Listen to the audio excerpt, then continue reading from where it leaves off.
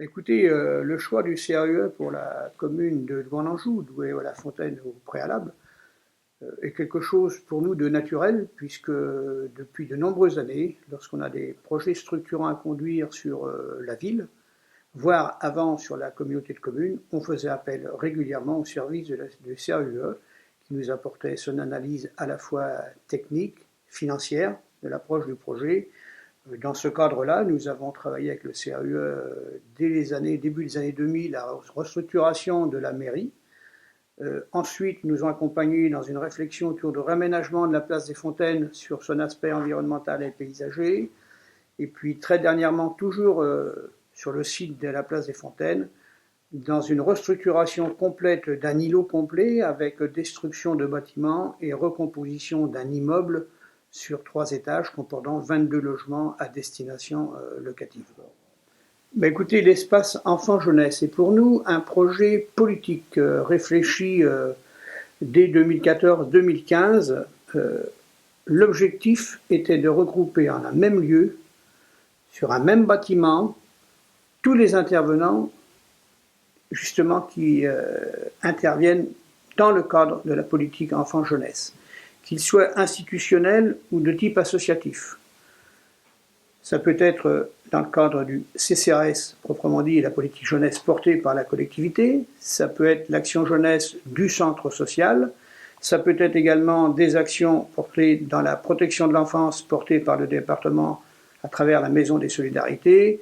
et tout autre, la MSA, en un mot, regroupées sur un même site toutes les actions qui peuvent concerner l'enfance et la jeunesse. Alors la vraie problématique à laquelle on était confronté, c'était d'abord le choix de l'emplacement. Est-il stratégique, oui ou non? Et la deuxième difficulté, une fois qu'on avait choisi le site, puisqu'il s'est porté sur un bâtiment qui était propriété communale depuis plusieurs années, mais qu'il fallait complètement restructurer, mais qui avait l'avantage de se situer à proximité immédiate du collège et à la fois de l'école primaire principale de la commune. C'est un bâtiment qui était structurellement puissant, puisque c'était que du béton coulé en ce qui concerne l'infrastructure. Donc il s'agissait d'un bâtiment de 200 mètres carrés par étage, sur 2 étages, donc 400 mètres carrés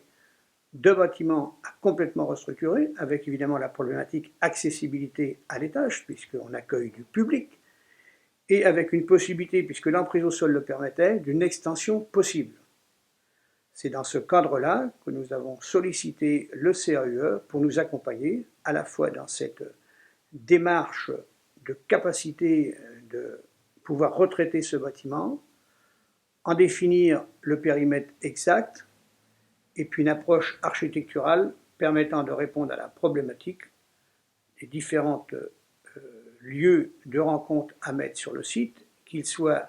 ateliers, qu'ils soient rencontres, échanges par des sites, des lieux de réunion, ou encore simplement des chantiers pouvant faire face à l'outil en main, à titre d'exemple, ou tout simplement des salles de réunion,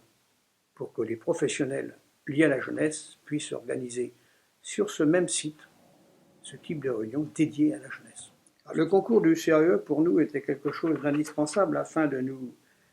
permettre de définir le pourtour du projet, à la fois définir les besoins de surface correspondant à chacun des occupants du site,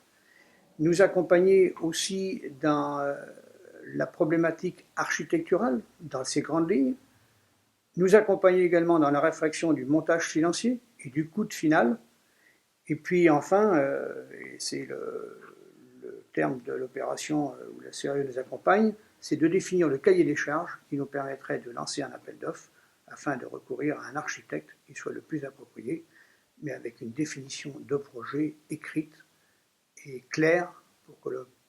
candidat puisse répondre favorablement à notre attente. Alors de même, dans ce partenariat avec le CRUE, nous avions abordé un problème tout aussi délicat qui concerne la restructuration du centre-ville avec un projet précis, reconstituer l'ensemble d'un îlot de 6000 m2 avec la mise en place d'une maison de santé pluridisciplinaire et redéfinir les espaces, les circulations, qu'elles soient voitures ou circulation douce, piétons ou vélos,